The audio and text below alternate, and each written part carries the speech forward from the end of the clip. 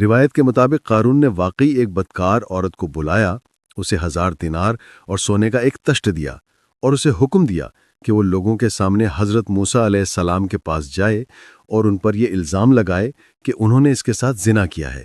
جب اگلا دن آیا تو قارون حضرت موسیٰ علیہ السلام کے پاس گیا اور ان سے کہا کہ لوگ باہر آپ کا انتظار کر رہے ہیں تاکہ آپ انہیں نصیحت کریں۔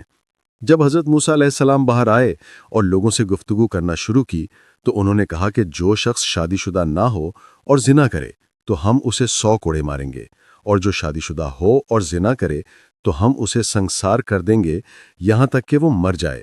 قارون نے ان سے کہا یہاں تک کہ اگر آپ خود بھی ہوں؟ حضرت موسیٰ نے جواب دیا ہاں، یہاں تک کہ اگر میں خود بھی ہوں۔ قارون نے کہا کہ لوگ یہ دعویٰ کرتے ہیں کہ آپ نے ایک عورت کے ساتھ زنا کیا ہے۔ حضرت موسیٰ نے کہا اس عورت کو بلاؤ جو یہ دعویٰ کرتی ہے۔ پھر حضرت موسیٰ علیہ السلام گئے اور اللہ کے لیے 2 رکعت نماز ادا کی۔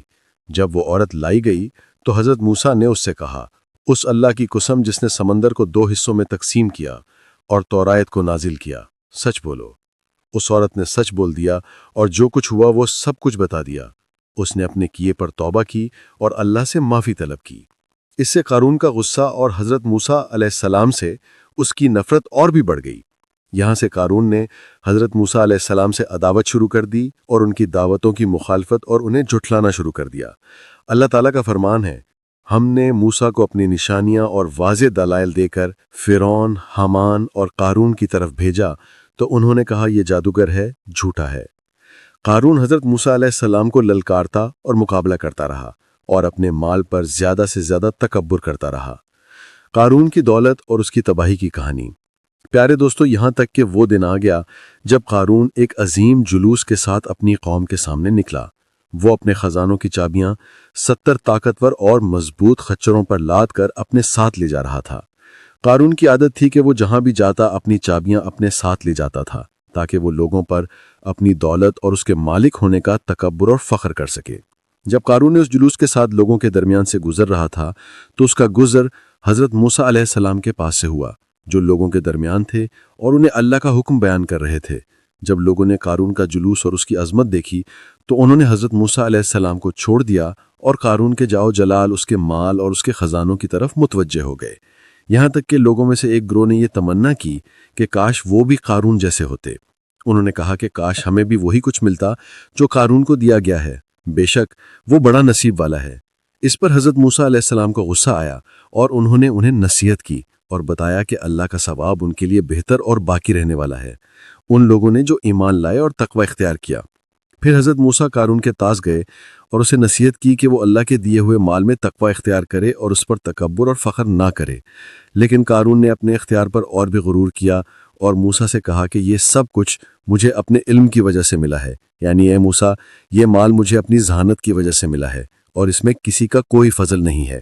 اور اگر تم نے اپنی نبوت کی وجہ سے لوگوں پر فضیلت حاصل کی ہے تو میں نے مال کی وجہ سے تم پر اور تمام لوگوں پر فضیلت حاصل کی ہے۔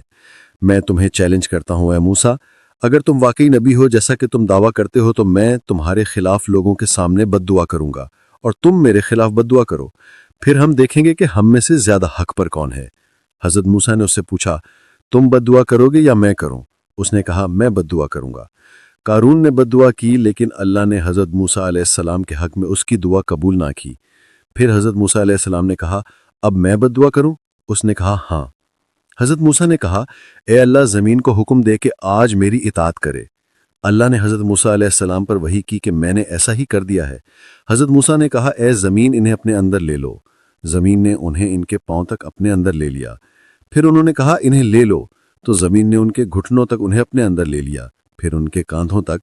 پھر انہوں نے اپنے ہاتھ سے اشارہ کیا اور کہا ان کے خزانوں اور انبال کو میرے پاس لاؤ، تو زمین نے ان سب کو باہر نکال دیا، یہاں تک کہ لوگوں نے انہیں دیکھا۔ پھر حضرت موسیٰ علیہ السلام نے ہاتھ سے اشارہ کیا اور کہا اے لاوی کے بیٹے جاؤ، تو اس طرح قارون مکمل اپنے خزانوں کے ساتھ زمین میں دھنس گیا۔ اللہ تعالیٰ کا فرمان ہے، تو ہم نے اسے اور اس کے گھر کو زمین میں دھنسا دیا، تو کوئی بھی جماعت ایسی نہ تھی جو اللہ کے سوا اس کی مدد کر سکتی، اور نہ ہی وہ خود مدد کرنے والوں میں سے تھا۔ ایک اور روایت ہے کہ جب قارون حضرت موسیٰ علیہ السلام کے پاس سے گزرا اور وہ لوگوں کو دعوت دے رہے تھے तो लोग हज़रत मूसा अलैहिस्सलाम से दूर हो गए और क़ारून की दौलत से फितने में पड़ गए। इस पर हज़रत मूसा अलैहिस्सलाम को गुस्सा आया और वो लोगों को नसीहत करने और याद दिलाने लगे कि अल्लाह का सवाब बेहतर और बाकी रहने वाला है। फिर हज़रत मूसा क़ारून के पास गए और उसे फ़ख्र और गुरूर ना करने और अल्लाह के दिए हुए माल में तकवा इख्तियार करने का हुक्म दिया। लेकिन क़ारून ने तकब्बुर किया और मूसा की बात नहीं सुनी। लिहाजा हज़रत मूसा अलैहिस्सलाम ने उसके खिलाफ बद्दुआ की और जैसे ही सुबह हुई अल्लाह ने क़ारून और उसके घर को ज़मीन में धंसा दिया। प्यारे दोस्तों, वो लोग जो कल तक क़ारून जैसे होने की तमन्ना कर रहे थे और दुनिया में उसकी किस्मत पर रश कर रहे थे, आज कहने लगे जैसा कि अल्लाह ने कुरान मजीद में फरमा दिया है, अफसोस अल्लाह अपने बंदों में से जिसके लिए चाहता है रिज़्क़ कुशादा कर देता है और जिसके लिए चाहता है तंग कर देता है। अगर अल्लाह हम पर एहसान न करता तो हमें भी धंसा देता। अफसोस, काफिर कभी कामयाब नहीं होते। इस तरह क़ारून आने वाली उम्मतों के लिए एक इबरत और नसीहत बन गया। अब बात करते हैं आज क़ारून का ख़जाना कहाँ है। क़ारून के ख़जानों का क्या हुआ, वो कहाँ चले गए और उनका क्या हुआ। हकीकत यह है कि क़ारून के ख़जानों के मकाम के बारे में बहुत सी रिवायात मौजूद हैं। ये कहा जाता है कि क़ारून का महल जो मिस्र के जुनूब मगरिब में फ़यूम शूबे में बहर क़ारून के करीब वाक़ है, वही महल है जिसका जिक्र कुरान में है। और ये भी कि उस महल के करीब मौजूद झील उस महल की हुदूद में थी और वहाँ 3000 कमरे थे जो ज़मीन के ऊपर और नीचे थे। कहा जाता है कि जो भी उसमें दाखिल होता वो रास्ता भटक जाता और शायद सदमे से दो चार होता और फिर अपना होश व हवास होकर बाहर निकलता। रिवायात के मुताबिक ये मालूमात एक तवील अरसे तक आम रहीं, यहाँ तक कि आसार कदीमा के माहिरीन ने यह साबित कर दिया कि ये तमाम मालूमात गैर हकीकी हैं और इस मशहूर महल का कुरान में मज़कूर क़ारून के महल से कोई ताल्लुक नहीं। और ये कि मिस्रियों ने इसे क़ारून का महल इसलिए कहा क्योंकि ये बहरे क़ारून के करीब वाक़ था, जिसका नाम उसकी कसरत से नहरों और खलीजों की वजह से रखा गया था। और इसे इब्तिदा में बहरुल क़ुरून कहा जाता था, जो बाद में बदल कर बहरे क़ारून हो गया। ये भी पता चला कि ये मालूमात यहूदियों ने फैलाई थीं जब वो मिस्र में मौजूद थे। उन्होंने ये अफवाह फैलाई कि ये महल कुरान में मज़कूरा क़ारून का है और तौरात में मज़कूरा कूरा का है।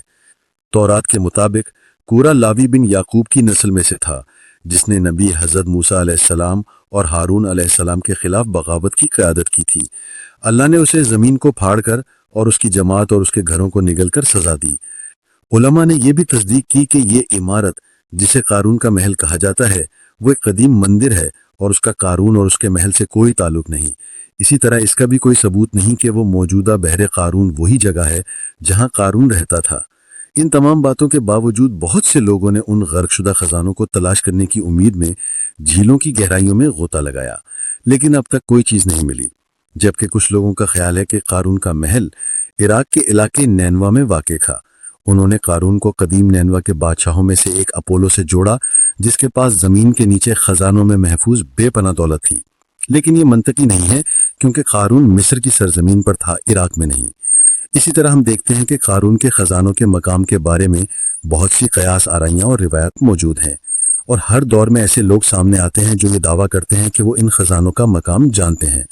प्यारे दोस्तों, लेकिन ये हकीकत है कि ये तारीख के सबसे बड़े राजों में से एक राज है जो अब तक बेनकाब नहीं हुआ और शायद कभी भी बेनकाब ना हो।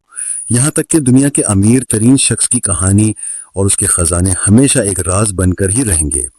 अल्लाह ताला ने उसका जिक्र कुरान मजीद में हमारे लिए एक इबरत, एक निशानी और एक नसीहत के तौर पर किया है। कुरान हमेशा माजी की उम्मतों की कहानी इज्तिमाई या इनफरादी तौर पर बयान करता है ताकि बाज़ लोगों की झूठी बातों को रद्द किया जा सके या ताकि उन लोगों के लिए इबरत हो जो नबी मोहम्मद सल्लल्लाहु अलैहि वसल्लम की दावत का इनकार करते हैं और झुठलाते हैं। क़ारून की कहानी से हमें बहुत अहम सबक मिलते हैं। सबसे पहला सबक ये कि दौलत और ताकत का असल मालिक अल्लाह ताला है, इंसान की अपनी कोई हैसियत नहीं। क़ारून ने यह समझा कि यह सब कुछ उसके अपने इल्म और जहानत की वजह से है, लेकिन अल्लाह ने उसे दिखा दिया कि असल ताकत किसके पास है। दूसरा सबक यह है कि तकब्बुर और गुरूर इंसान की तबाही का बाइस बनते हैं। जब इंसान अपने आप को सबसे बड़ा समझने लगता है तो अल्लाह उसे नीचा कर देता है। तीसरा अहम सबक यह है कि दौलत को अल्लाह की राह में खर्च करना चाहिए। क़ारून ने अपनी तमाम दौलत को सिर्फ अपनी नुमाइश और तकब्बुर के लिए इस्तेमाल किया। उसने ना ज़कात दिन गरीबों की मदद की, नतीजा ये निकला कि उसकी तमाम दौलत उसके काम ना आई। चौथा सबक यह है कि दुनिया की चमक दमक आर्जी है। क़ारून की तमाम शान व शौकत चंद लम्हों में ख़त्म हो गई, उसका कोई निशान बाकी न रहा। آج کے دور میں ہمارے ارد گرد بہت سے قارون موجود ہیں، وہ لوگ جو اپنی دولت پر فخر کرتے ہیں، جو غریبوں کو حقیر سمجھتے ہیں، جو ظلم کرتے ہیں، جو رشوت لیتے ہیں اور عوام کا حق مارتے ہیں۔ ان سب کو قارون کا انجام یاد رکھنا چاہیے۔ اللہ کی گرفت بہت سخت